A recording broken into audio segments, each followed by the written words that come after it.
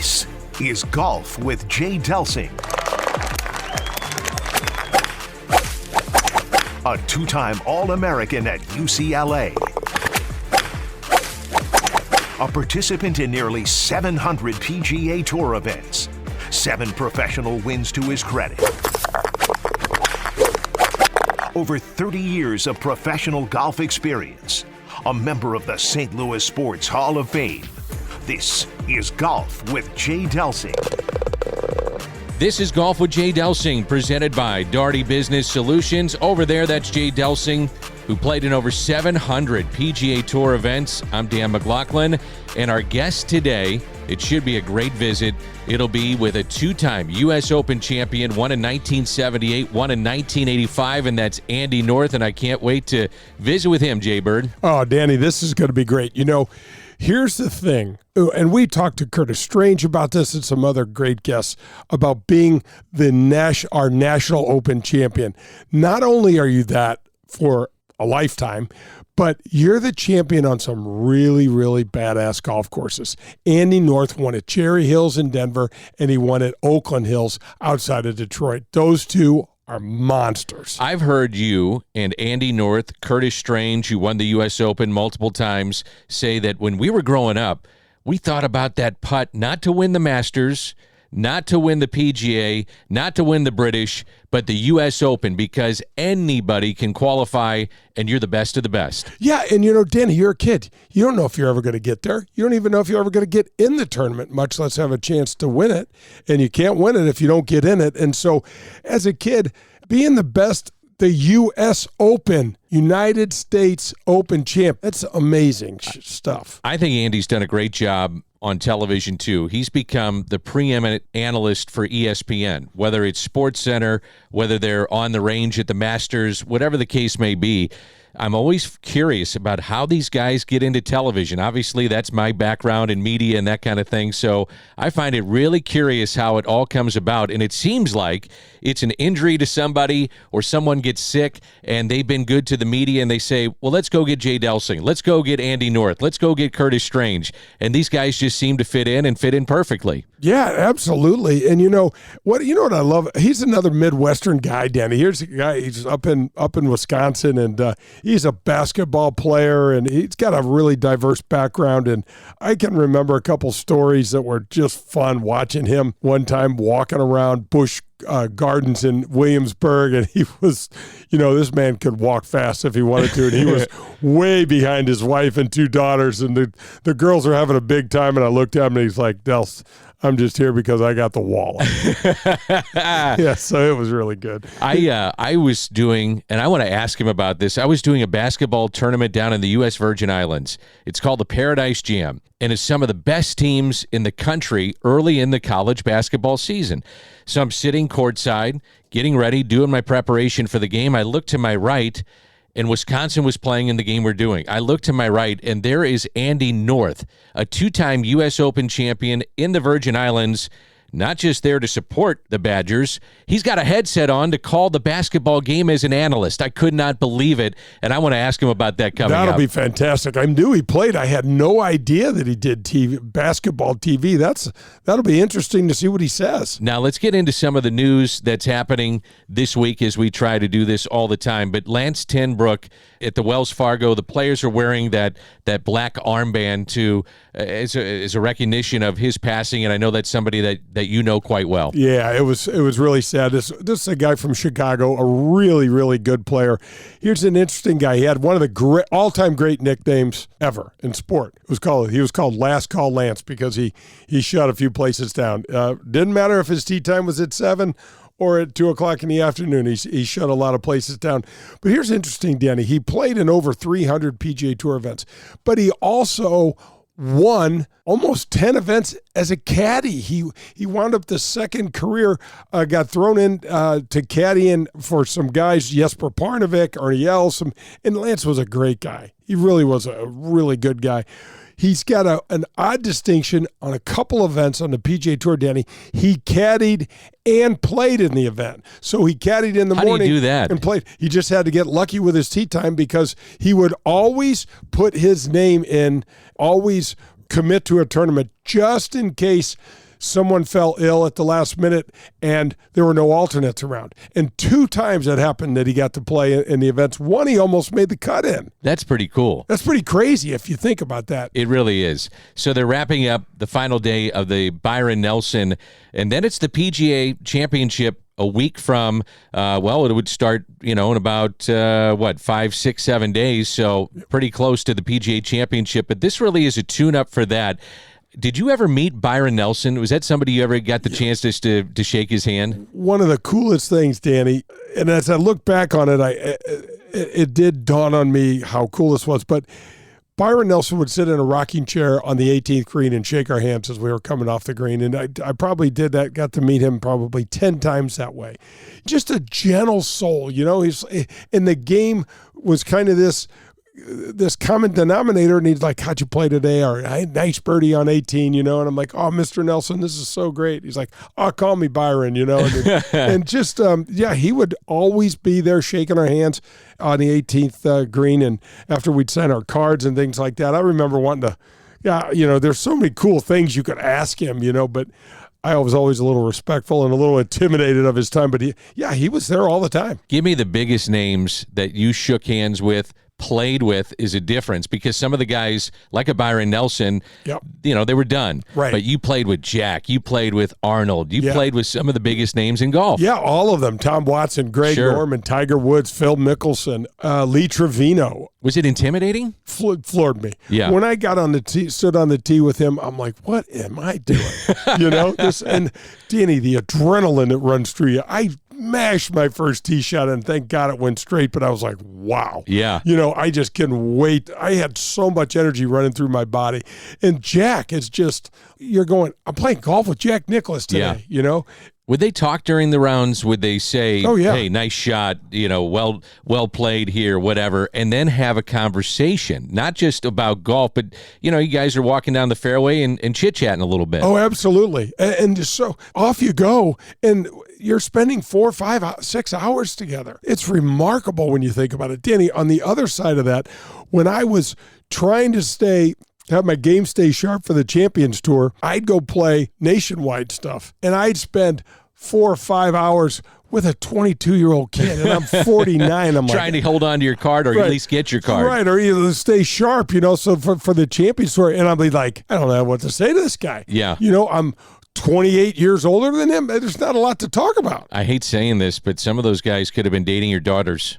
I know. Yeah, that's tough to hear. Yeah, that's for another show. I hate that idea. Do you follow the Korn Ferry now? Do you follow much of what's going on with that tour? I do. I try to follow our buddy Chris Nagel. Yeah. Who's out in Meadowbrook, and just a great guy. And Danny, I tell people there's not enough spots. The PGA Tour does not have enough spots. There's so many great players. There are future Hall of Famers playing out on the Korn Ferry Tour. You got to get out there and watch them, and you don't know their name now, but you will very soon. When I watch that tour, and I love to see it, occasionally they pop up on TV, and I don't know if you feel this way, but you are in this position. I find it gut-wrenching watching that more so than watching someone with the lead on 17 on the PGA Tour, because I know these guys are fighting. I mean, they're fighting for their lives. Right. You win a Korn Ferry Tour that's going to get you some exemptions and all of a sudden a chance to make some money. Right. And they're grinding, and there really isn't a ton of difference, and correct me if I'm wrong, but there isn't a ton of difference from some of the top players on the Korn Ferry Tour as opposed to what you see on the PGA Tour. Oh, no. The guys, you're 100% right, and that's a good thing to talk about. The guys that are playing well and winning out on the Korn Ferry Tour, I'll put that score up against the entire PGA Tour field. Yeah, they might have weeks where one of the great players on the PGA Tour goes off, and does something just truly remarkable. But for the most part, if you go back and look at the 2 events that I won, one was in Arkansas, one was in Nebraska, I'd put those scores up against the entire PGA Tour field. It was. I think it was, one was 19 under, the other was 17 under, but the 17 under is on a par 70 golf course. It's impressive. Yeah, it's a lot of birdies. This is Golf with Jay Delsing. This is On the Range, presented by the Gateway section of the PGA. I was reading this past week, and it just floored me. But I want to get your reaction to it as a guy that's made a living off of golf and spent, 30-plus years on the PGA Tour. Roughly 1 in 7 Americans played golf last year. 1 in 7. Now, it could be going to Top Golf. Maybe you're just going to your local putt-putt with your kids. You're going to play 18 with your buddies. But last year, 1 in 7 Americans played golf, and that's an increase of 20% from 2016. So the pandemic certainly had a lot to do with that, because there was one of the only things you could do is to play golf. And I still believe the Tiger Woods effect is there, that these young kids now are able to drive. They're able to get to their course on their own, and they love the game. I think these are all factors into why 1 in 7 Americans now are playing golf. That's staggering. That effect is those statistics are staggering, and the National Golf Foundation. I'm in the weeds on this stuff. I'm a nerd. I love just trying to pay attention to it. The National Golf Foundation, Danny, came out and said Top Golf is actually bringing people, not only introducing them to the game, but they're going from that. Top Golf is wonderful. You've got a cocktail, you've got music, you got the video game aspect of it. It's really, really fun. I love it. But I got to tell you, people are having so much fun there that they're going, let's go try a regular round of golf. Yeah. And, clubs are letting folks bring their music on the carts. We just need to relax some of that environment. I'm not saying get rid of all the traditional stuff that makes golf great, but it's okay to let guys listen to music and have a nice time and relax a little bit, to lighten up a little bit. Joe Schwent of the country club at St. Albans was talking about that the other day, approaching members and saying, hey, during certain events or certain times, if you want to play music, go right ahead. Yeah. We encourage it. Have some fun. Go out in the golf course and enjoy it. It's supposed to be an enjoyable experience. Absolutely, Danny. And the fact that 1 in 7 Americans jumped in and tried their hand at golf in one fashion or another is amazing. And that can really, really move the needle. And again, you're 100% right about Tiger Woods. I mean, anything he does, even the non-golfing public pays attention to what he does. And we're going to talk to Andy North about that. He'll be our guest here on Golf with Jay Delsing, again, on the range, presented by the Gateway section of the PGA. And now I'll turn it over to you and our tip of the cap. Our tip of the cap is from our buddy Colin Burnt at the Dean Team Volkswagen of Kirkwood, and it's 314-966-0303. You need any sort of vehicle. Colin is just fantastic. He's taken care of us here at the show and my daughter.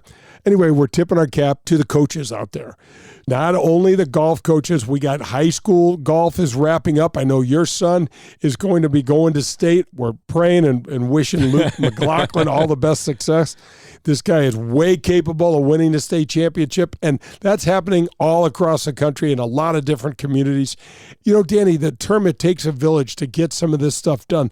We're talking about the Gateway section and what they do for the men and women they do for around our area and our local clubs and our local driving ranges. And then there's coaches out there. There's high school coaches. There's just other golf coaches. So all of those folks, those supporters of the game, we're tipping our cap to that. And that's from Colin Burnt and the Dean Team Volkswagen of Kirkwood. 314-966-0303. I got to tip my cap to you as we're talking about teaching. So I'm going to brag a little bit. My daughter is a sophomore, and she's 2-time All-State. She's a stud. She has worked with you, so thank you very much. And my son Luke won districts this past week, and as you said, he's going to state, and you guys are close. You're texting with my son at 11 o'clock at night, 6 o'clock in the morning, going over rounds. You're working with him. You're playing with him. So thank you very much. I appreciate it. It is my sincere honor and pleasure. Your daughter and your son are both ballers. They're athletes that play golf. That's what I call them, and it's really fun and easy. Is it a problem that my daughter outdrives me? That's embarrassing. Yeah, you got to park your ego with her, man. She's a player. Yeah, it's a lot of fun. And Luke, the term Walmart, Super Walmart, Jiffy Lube, he hits a drive, and I'm like, I don't even know what kind of building you could build between my drive and his. I just want to get you in between his ears. That's where we got to get him going. He's going to be fine. He's doing great. That's Jay Delsing. I'm Dan McLaughlin. This has been On the Range, presented by the Gateway section of the PGA. And when we come back, it should be a special visit with one of the game's best analysts and a 2-time U.S. Open champ. That's Andy North as we head to the front 9 on Golf with Jay Delsing. That was On the Range with Jay Delsing. For news on the latest golf equipment, tips, and to ask Jay a question, log on to jdelsinggolf.com. Coming up, it's the front 9 on Golf with Jay Delsing. Darty Business Solutions, the title sponsor of the Golf with Jay Delsing show, is a leader in our community in so many areas. Do they have over 2,500 teammates in over 30 states and 3 countries? Yes, they do. Are they the largest IT consulting firm in our area? Yes, they are.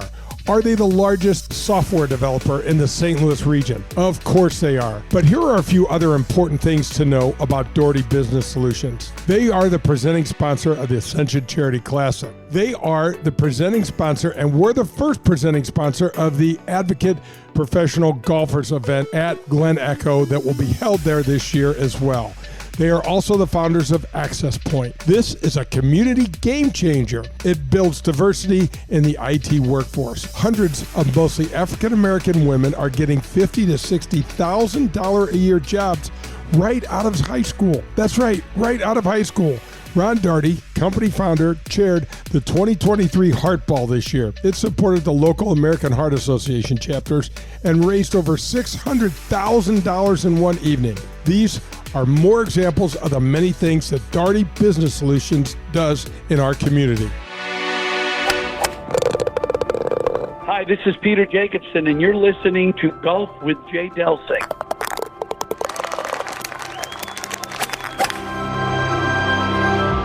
The Legends of Golf return to St. Louis in 2023. You won't want to miss one of the strongest fields in golf. Ernie Els, Steve Stricker, Bernard Longer, John Daly, and many more when they compete for the 2023 Ascension Charity Classic title, September 5th through the 10th at historic Norwood Hills Country Club. All proceeds benefit area charities. Together, we were able to donate over $1 million to those most in need last year. Visit AscensionCharityClassic.com. The official vehicle provider of the Golf with Jay Delsing show is the Dean Team. The Dean Team Volkswagen of Kirkwood. They provide me, Pearlie, and our families with all of our cars. The reason we went with the Dean Team is because we could trust them. We knew at the Dean Team they were going to take care of us, and they have. They made the entire car buying experience so simple. It was more than just simply selling us a vehicle. The Dean Team made our car buying experience seamless and enjoyable throughout that entire process. The Dean Team has the complete car buying steps done before you head into their showroom. They're ready to answer all your questions and set your mind at ease when buying a vehicle. At the Dean Team, they offer new, pre-owned, and all the services included with your Dean Team purchase. When you're with the Dean Team, they become lifelong friends. The Dean Team Volkswagen of Kirkwood, located at Manchester Road in Kirkwood. The Dean Team.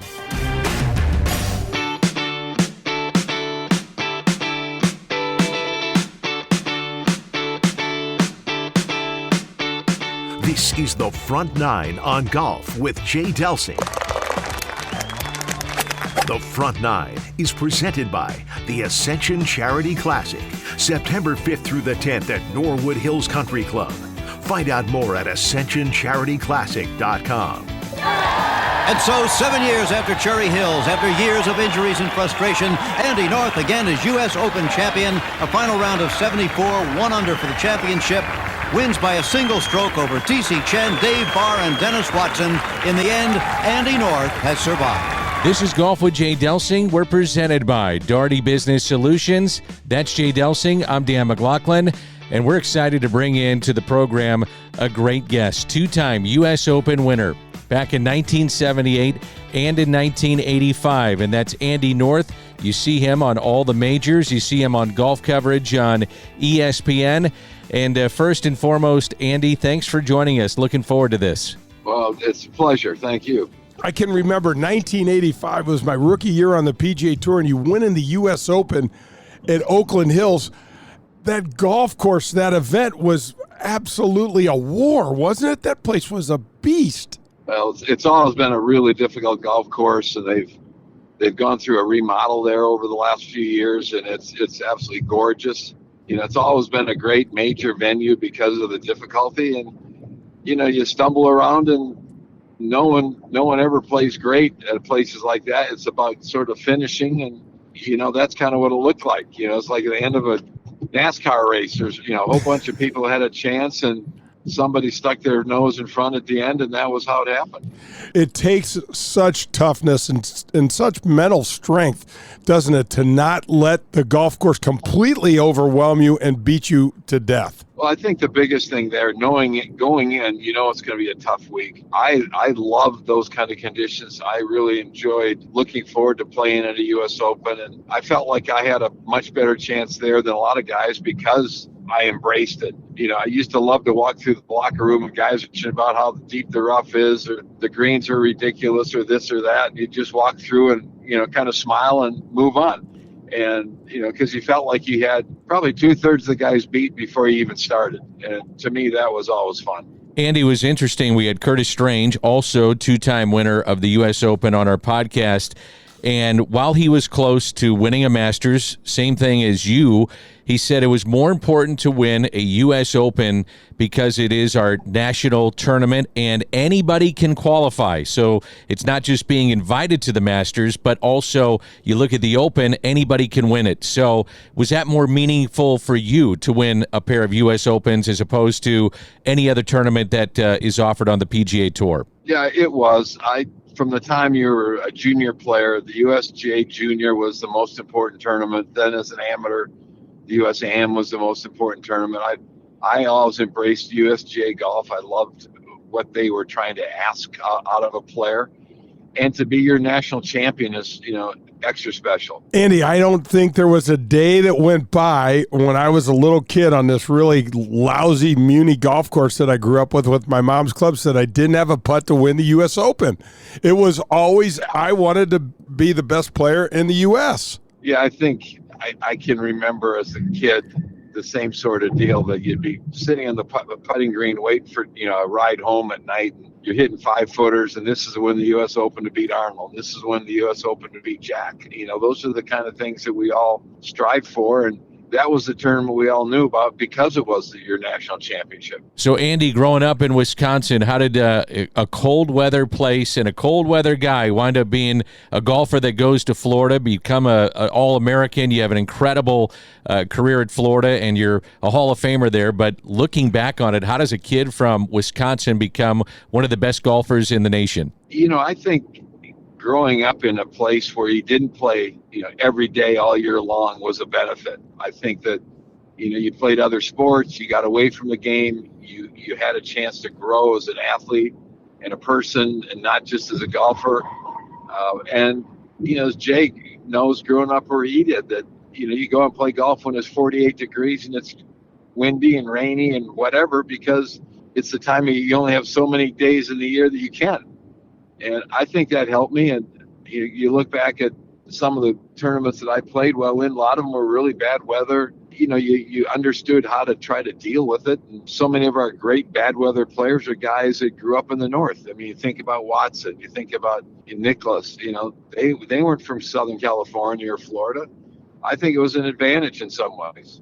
Andy, I almost felt like it made us hardier, because I can remember right around the fall time of the year on tour, the BC Open was kind of the first week we'd get cold weather, and I always loved putting that sweater on. And to your point, and this is a much lower level than the U.S. Open, but walking through that locker room, man, the guys were bitching a lot about it's too cold, the ball's not going to go anywhere, and I thought, bring it on, man. These guys are going to roll over and die, and I have less people to try to beat.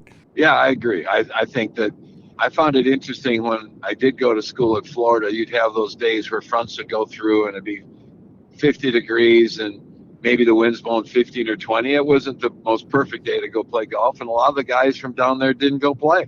It was a cold day. It's going to be a nice day tomorrow, so why should we go do this? So I think all in all, it probably helped you mentally. It maybe made you a little bit tougher. Maybe it was easier to deal with those kind of conditions when you got them in a tournament. But all in all, it was a great place to grow up. Andy, I look at the PGA Tour now, and I mean, you were on tour for years and years before I even got on there, but I look at the way it was back in the middle 80s. I mean, other than really great golf being played, it doesn't really resemble much of the same stuff. I mean, you look at a putting green, and it looks like you have villages camped out there now with all the tech and all of the club manufacturers, and just the boom in golf is just amazing to watch. Yeah, it's changed. It is called the same sport, but it's so different. The equipment has changed dramatically. The agronomy has changed so dramatically. I mean, some of the fairways now are better than greens that we grew up on playing. Open Championship at St. Andrews, the last couple times it's been there, the fairways literally were faster than the greens. So they're able to do things now that the ball goes further, but at the same time the fairways are cut in such a way that if you get the ball in the fairway, it's going to run another 30 or 40 yards. So there's been a lot of differences, but you still got to figure out how to get in the hole, and you still have to figure out how not to beat yourself. And these guys go about it a little bit differently, but they're awfully good at what they do. Andy, one of the things that I can remember, we were playing the Anheuser-Busch Golf Classic in Williamsburg, Virginia, and you had your wife Susan and your two girls with you, and we were at the park. And you told me, the girls only want me to be here because of my wallet. And you were walking a little behind the girls. And I just remember some of the stories and the fondness of the intimacy of the tour. I remember the wives, because there weren't a lot of opportunities to have daycare and all of the developed things that they have on tour now, where the wives were actually, if you were having a good day or a good tournament, a lot of the wives would get together with your wife and say, hey, we'll watch the kids, go out and, see if you can, catch a few holes and things like that. There was something really charming, and for whatever reason, the word romantic comes into my mind, but I really loved that part of it. And you started 12, 15 years after I did. The fact that so many people drove. The fancy hotels we stayed in were those horseshoe Holiday Inns with the swimming pool in the middle. And there'd be 15 grills out going at night and kids running all over the place. Our kids were, I think, really lucky that they had their tour friends and they had their friends at home. I think that was great. And as you're saying, people looked out after each other. I remember Lou Graham his daughters were a little bit older than most of the kids in our generation, and they decided they're going to babysit all these kids. And they came up with this great idea that the two of them could babysit all these kids together. And they had like 10 or 12 of them one day. And, basically they were tied to a chair when everybody got home. The kids took over. But it was, it was fun, and it was a different environment than it is now. But, I'm sure that these guys will look back 25 years from now and think, that was pretty cool. We had a lot of great friends and whatever, but it's just different. You're fabulous on TV, and I wanted to compliment you on that. You have a calm demeanor. You teach the game. You're fair to the players.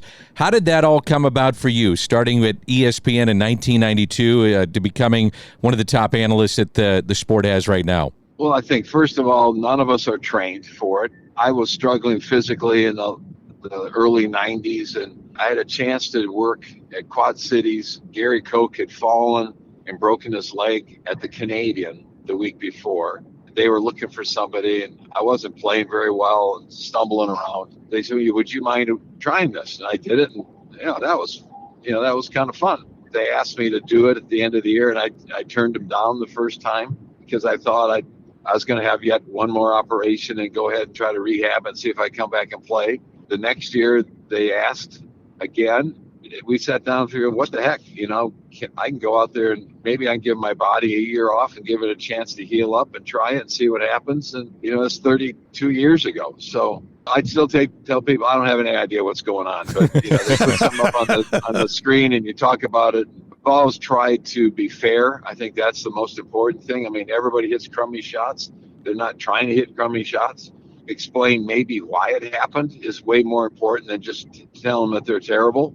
To me, it's been always important that for me to bring information to the viewer, I have to have access to the players. And if you rip them all the time, you're not going to have access to them. I think that part was important. I couldn't believe it, and you don't remember this, but I do. I was down in the U.S. Virgin Islands for the Paradise Jam. Wisconsin is playing in that, and for folks that don't know, it's a basketball tournament. And I look over, I'm doing the TV, and Wisconsin's on the floor, and I see Andy North.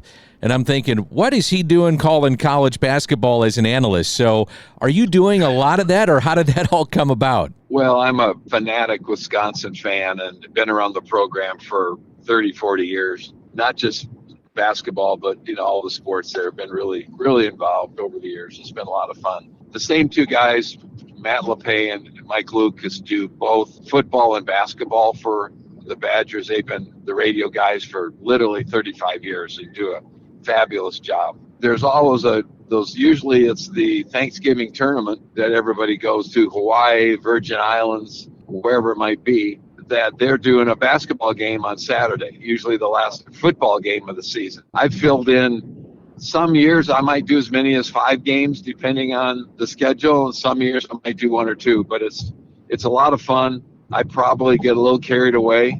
I've gotten to know the refs by first, so when guys screw up, I make sure that people know that it was a horrible call by Ted Hillary or whoever it happened to be. No, it's been an awful lot of fun, and it's fun being around the kids. It helps you keep you younger. I can remember we were playing in the Byron Nelson down in Las Colinas, and that golf course is one of the weirder courses we'd play because it's kind of a compilation of 4 or 5 courses that have been thrown together over the years. But you and I were out there playing one day, and we played cross-country golf from, I think, the 7th tee to over.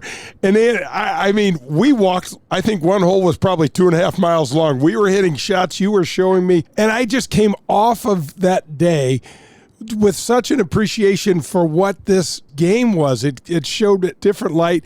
Here's a 2-time U.S. Open champion showing me how to have fun in a practice round and also work on my game at the same time. Well, I think it has to be fun. I think we've got a 12-year-old granddaughter now that's playing some of the travel volleyball and basketball and that kind of stuff. And it's fun to see those kids have fun and not, sometimes the parents at that level get a little squirrely, and sometimes the coaching gets a little bit out of control. It's been fun to see her with some really good coaches that, she's learned an awful lot, and it is about fun. If you're not having fun doing this, what should you be doing? And I think so often you get into the grind of the tour and it's the same week after week after week. If you don't have some ways to, practice differently or change up the routines or, some of those things, it really gets to be where it's work. Once it gets to be where it's work, generally your performance doesn't equate. Hey, Andy, if you can hold tight, we'd really appreciate it through the break. This is the Front Nine on the Back Nine with Andy North. Want to get into Tiger Woods, Phil Mickelson, what he did at Augusta, and the players that have jumped from LIV from the PGA Tour, and so much more. Andy North is our guest. This is Golf with Jay Delsing, and coming up, it'll be the Back Nine. This is presented by Daugherty Business Solutions. That was the Front Nine, presented by the Ascension Charity Classic. Coming up, it's the Back Nine and more of golf with Jay Delsing. This is Jay Delsing. Did you know that Marcone is the largest authorized appliance parts distributor in the world? That's right, the largest in the world. Did you know that Marcone is based right here in our backyard of St. Louis, Missouri? Well, that's pretty impressive. What's more impressive is the way that they give back to the St. Louis community and our region. CEO Jim Sowers has donated service dogs to the wounded servicemen and women of our armed forces. Suites at St. Louis Blues games have been donated and auctioned off, in which all proceeds were given to the Backstoppers. Then there was the Marcone Police and Firefighters viewing deck at the Ascension Charity Classic this past year. It was a huge success, so much so that it's being implemented on other tour stops around on the PGA Tour. To Jim Sowers and his incredible team at Marcone, we want to say thank you. Thank you, Marcone, a proud sponsor of the Golf with Jay Delsing show. You're listening to Golf with Jay Delsing. To connect with Jay, log on to jdelsinggolf.com. You'll see the latest in equipment, find the latest innovations in golf, and get tips from a PGA professional. That's jdelsinggolf.com. Delsing here, and since 1975, Tom DeGrand and his children have founded and run the top golf store in all of St. Louis. It's located on South Brentwood. The DeGrandts and Pro-Am Golf Centers have been helping all of St. Louis play better golf through better equipment, lessons on the indoor simulators, and by getting you fitted using the state-of-the-art technology. Call 314-647 8054 and set up your personal fitting with CJ. He's the best, and he will help you find the right equipment that's perfect for your game. For nearly 50 years, St. Louis has trusted their games to Pro-Am Golf. Don't you think it's time to take your game to the next level? Call 314-647-8054 or visit them on the web at proamgolfusa.com. It's Pro-Am Golf.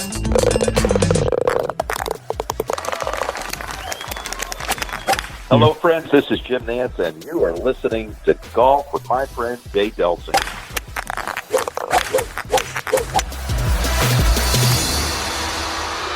Powers Insurance and Risk Management combines 200 years of experience and cutting-edge products to deliver exceptional service, value, and clarity to their clients. Powers Insurance will deliver the highest quality property and casual insurance programs and strategic planning consultation services in the industry. Insurance can be overwhelming and confusing. It can be tough to understand. Powers Insurance simplifies it for you and your business. Powers Insurance and Risk Management will partner with you by providing ongoing assistance, consultation, and service that will help you control your insurance expenses and your workplace safety. Find out how Powers Insurance can help you. Visit powersinsurance.com. That's powersinsurance.com. Hey, St. Louis, Delsing here. Call Redbird Heating and Cooling or visit them on the web at redbirdhvac.com to become part of their team. They offer great pay and the opportunity to become a licensed HVAC specialist while you work for them. This is a fantastic opportunity to earn a great wage. Don't wait. Call them today. 314-320-9507. That's 314-320-9507. Redbird Heating and Cooling.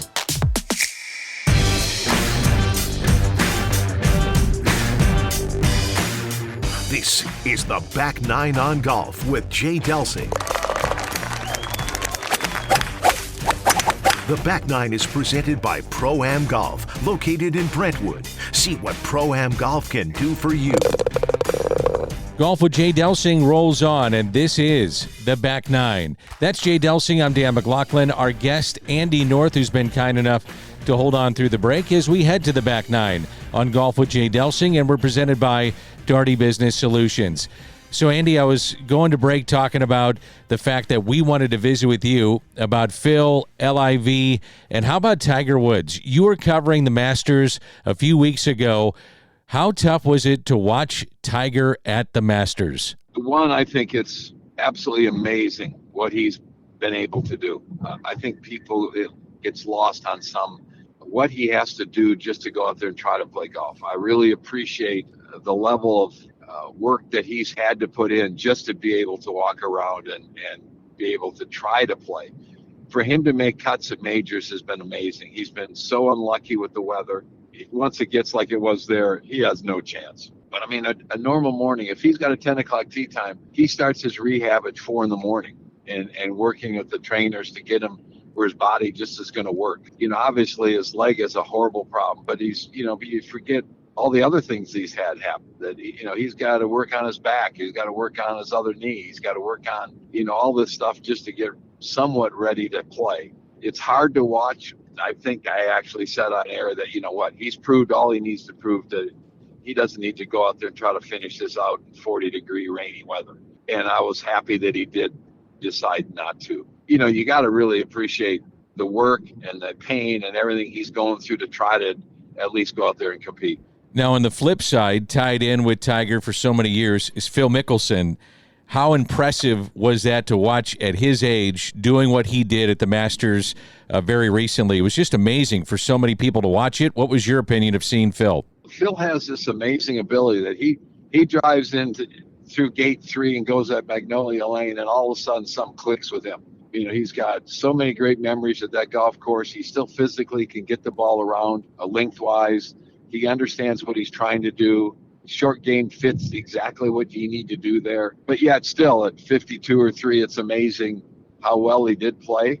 But it's a place that I think he's going to be like Fred Couples. He'll play well there once in a while over the next 10 or 12 years, probably. Andy, in your position, you're supposed to be unbiased, but I am curious about this. Who's the player right now on the PGA Tour that privately, in your heart, in your mind, you'd love to watch him for the 18 holes? He catches your attention. He garners the attention of Andy North. Who is that player right now? I think there's a handful of them. Rory's fun to watch. Rahm's fun to watch. Scheffler's fun to watch. They all do it a little bit differently. I love watching JT play because I think he works the ball as well as anybody that we've got right now. He spent a lot of time with Tiger, and Tiger basically told him that to be a great player, you got to learn to hit some more shots. And he does. He's fun to watch on windy days. There's a lot of different ways to do it. Jordan Spieth, another great week last week. He does it differently. It's fun to watch JT and Jordan hit wedges. They're both really turned themselves into great wedge players. How hard Rahm goes at it now and how far Rory can hit it. There's some weeks it works and some weeks it doesn't, but it's still fun to watch him. Andy, for somebody that got to play against Jack in his prime and Arnold and the great players of the game, a guy like Tiger comes out. He's not going to go down historically as the best player ever because Jack's going to have more majors and things like that. But there's a story to be told that how important it is to manage yourself off the golf course. But I don't think I ever have seen anyone like Tiger with more aces in his bag, so to speak, Andy, and his winning percentage. Have you thought much about that, comparing Tiger to Jack and some of their records and things like that? That's one question I get asked quite a bit about, who is the best of these two? And my answer is, I don't know who is the best, but if they're playing across the street, I'd pay money to go watch them play. Yeah, same. And I wouldn't do that for many others. And if you look at their games, their history, it's very, very similar. I mean, they both came on tour and just dominated with length. And then people started catching up with them, and they were able to dominate other ways. Tiger's short game early in his career, much, much better than Jack's chipping, pitching, bunker shots. Because basically Jack never had to do that. He hit it so far back then, and the courses weren't as long, and he basically hit driver wedge. He's playing the game back in the 60s, very similar to how the young guys are playing now. You beat it out there a mile, and you hit it on there with a wedge. Why chip and putt? Why have to chip and hit pitch shots? Because you never have them. Jack was an unbelievable Tiger, unbelievable putter. Maybe arguably the two best pressure putters we've ever had. They both were talked about, couldn't drive their golf ball as well as they needed to, but both of them could when they needed to. If they had to put in the fairway, they usually did, some way. Jack figured in both Tiger and Jack both figured out it might be a 3-wood, it might be a 2-iron. It doesn't matter. I mean, I had the great fortune of walking every single shot Tiger hit at Hoylake that year when he won the Open Championship, where he hit one driver. It's the greatest precision exhibition of golf I've ever seen.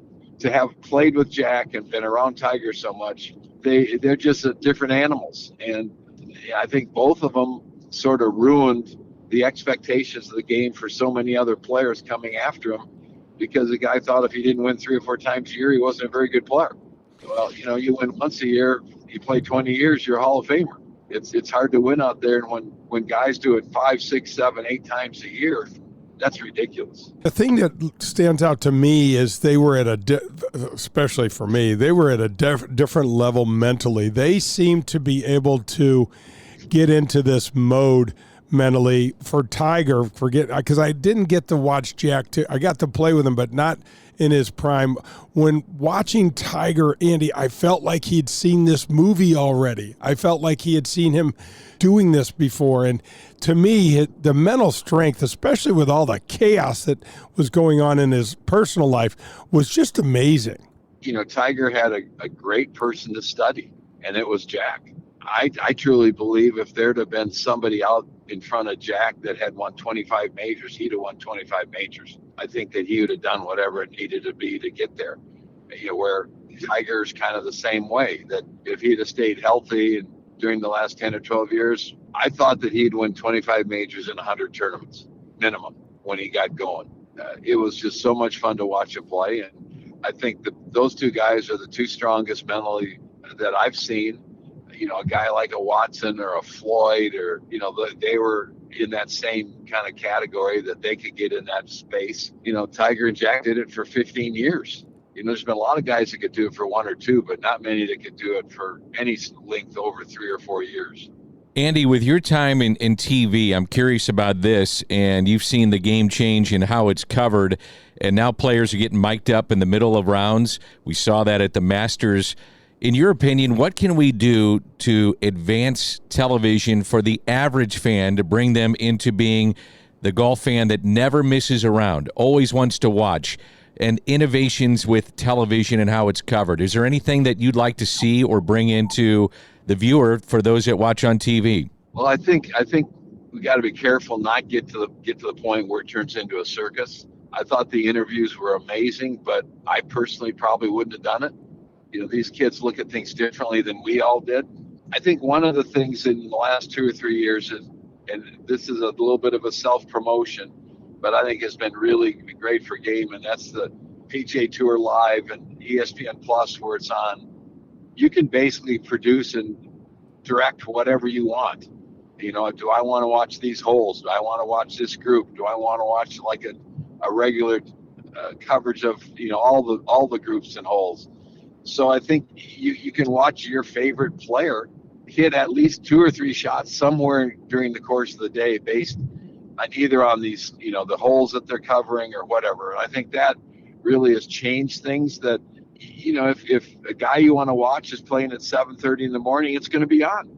You could find, he's going to be one of the featured groups. I think that's just been amazing. Andy, one of the things that dawns on me, especially compared, there just wasn't any money and any attention in the game really back in yours and my generation, but these kids are all their own brands, and they have these teams behind them where yoga instructors and cooks and social media specialists, and I'd much rather have dinner with you in the back of some restaurant without taking a picture of my steak and just talk golf. But it's just a different world now. You're starting to sound like an old guy, Jay. I'm there, man. I'm there. Get off my lawn. It's a completely different world, and that's what it is. And these guys have embraced the social media world because they've been able to, it's been very lucrative for them in a lot of ways, but it also could get guys in trouble if they're not careful. So you got to be careful on how you handle it. But at the same time, you got to love, what they've been able to create, and, they're doing it well. And the top guys are terrific at it. I love Scotty Scheffler to death, because you're a guy who's in the last 2 years has had amazing success. He's driving the same car he had in college. He's living in the same house he lived when he first started. He doesn't. I think he has a flip phone. I'm not 100% sure, but I think he does. I've never seen a social post by him in any way. He does business and plays golf, and he's having a great time doing it.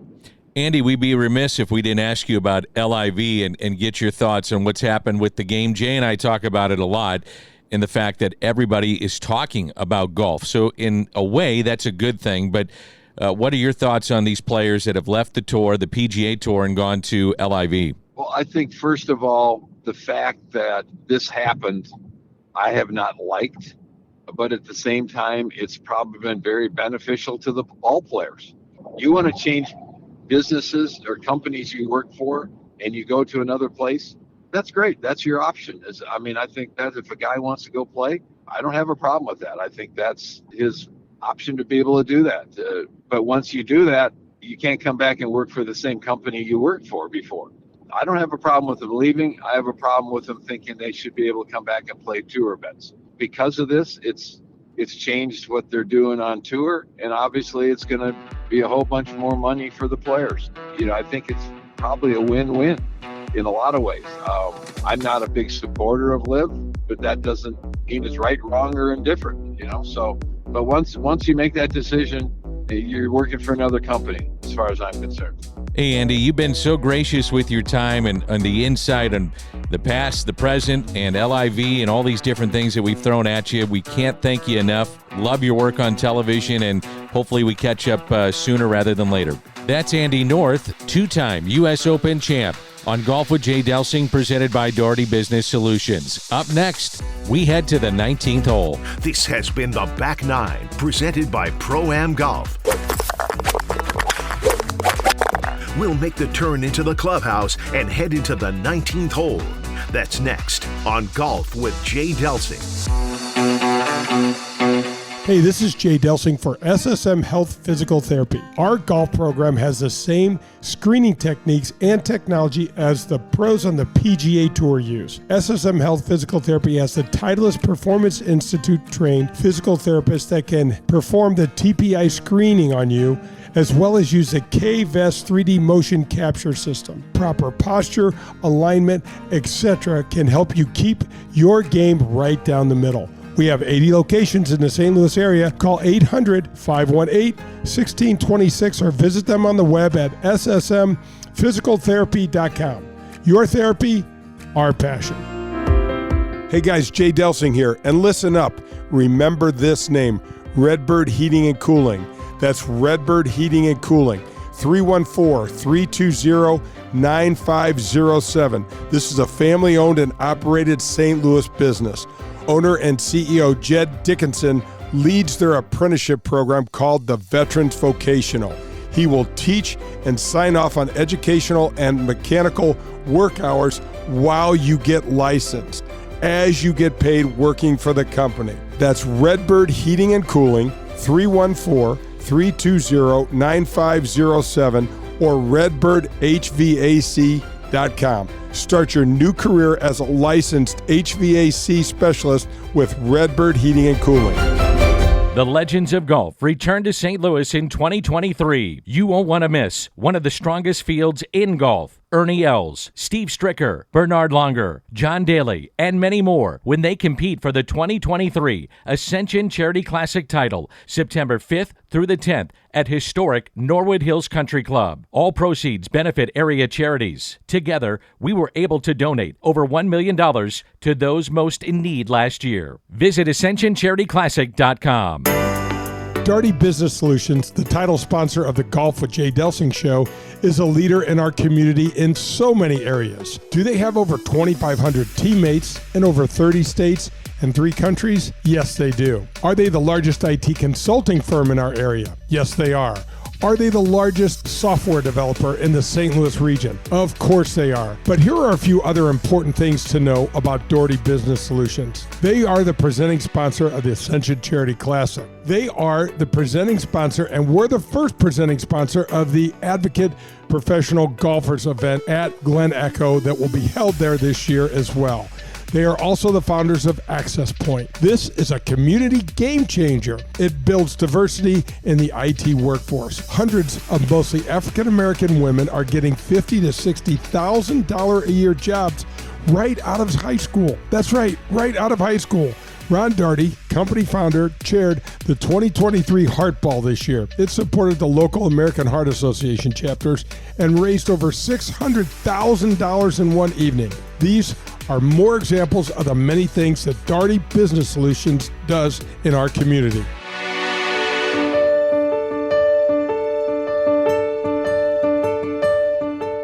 This is Golf with Jay Delsing, and let's head to the 19th hole.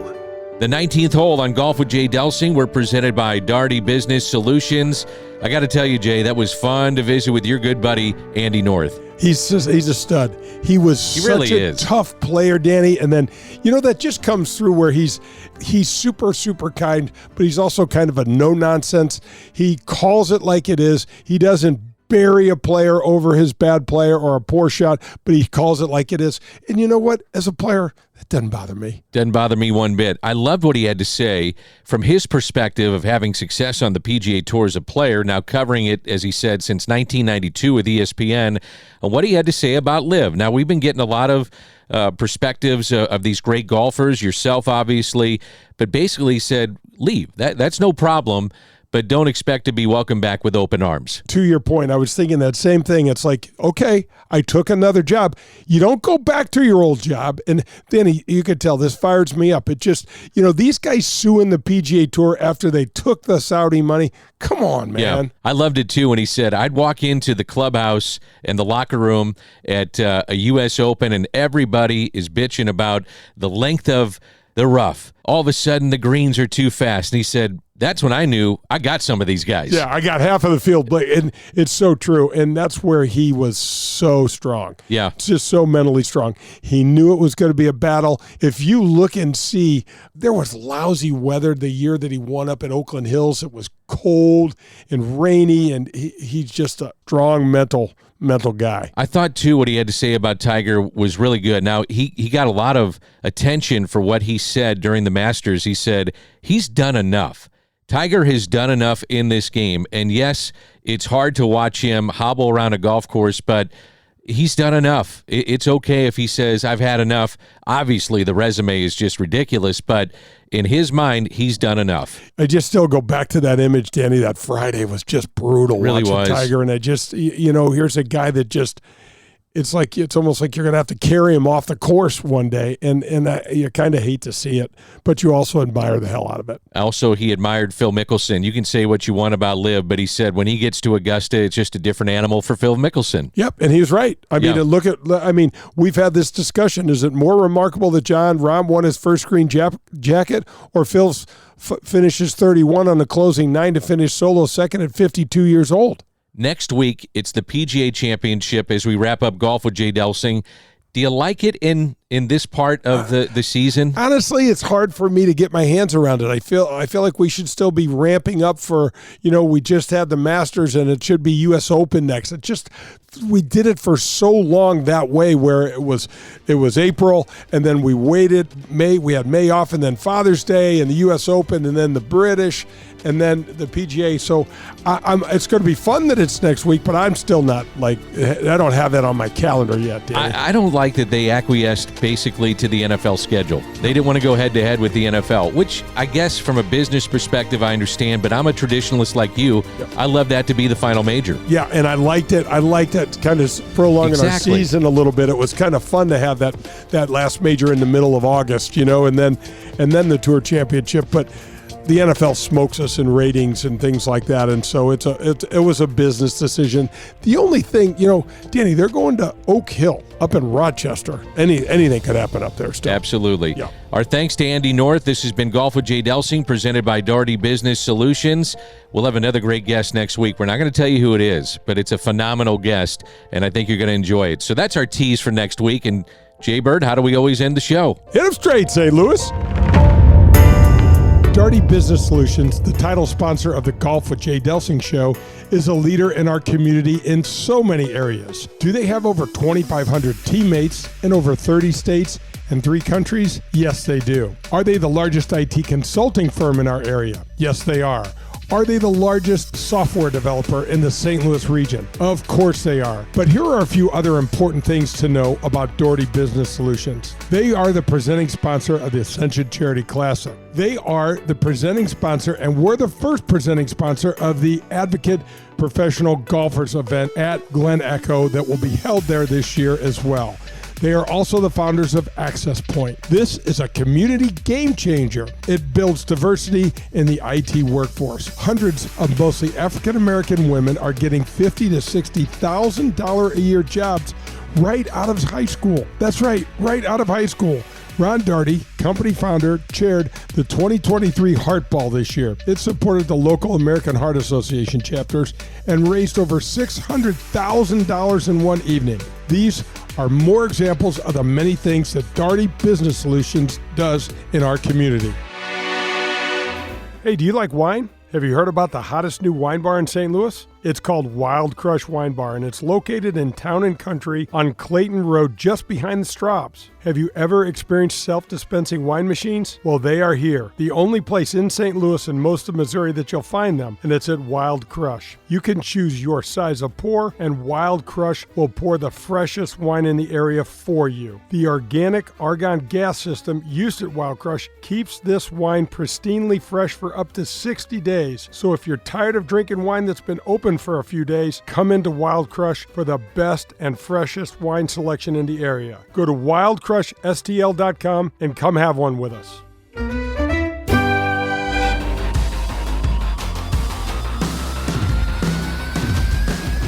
Hey, Jay Delsing here, and I'm privileged to have Darty Business Solutions as the title sponsor for the Golf with Jay Delsing show. Every Sunday, 9 a.m., tune in for all the latest in the world of golf. And don't forget to send me an email, jay@jdelsinggolf.com, to enter to win a dozen TP5 golf balls that we give away each week. That's Golf with Jay Delsing, Sunday mornings at 9.